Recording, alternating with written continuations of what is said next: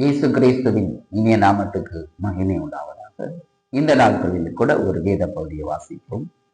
எபிரேயர் நிருபம் 6ஆம் அதிகாரம் அதன் 9வது வசனம்.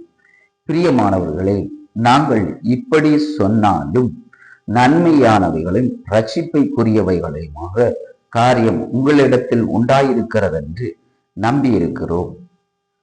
இந்த இடத்திலே சொல்லுகிறார், நீங்கள் ரட்சிப்புக்குரியவர்களாகவும் காரியங்களை உங்களுக்குள்ளே உண்டாயிருக்கிறது என்று நம்பியிருக்கிறோம் என்று சொல்லப்பட்டிருக்கிறது.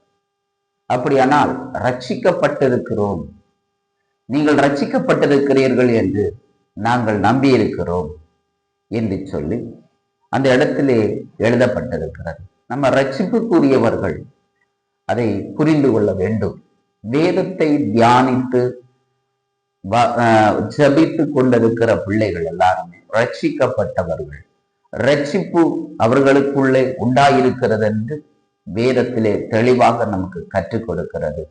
அவர்கள் எல்லாரும் ரட்சிக்கப்பட்டவர்கள், அவர்கள் ரட்சிப்பை அடைந்தவர்கள், பாவத்திலிருந்து விடுதலை ஆக்கப்பட்டவர்கள். அப்படியானால் பிசாசு, இந்த உலகத்துல கிடக்கிற பிசாசின் கையிலிருந்து விடுவிக்கப்பட்டவர்கள் என்று வேதம் நமக்கு தெளிவாக கற்றுக் கொடுக்கிறது.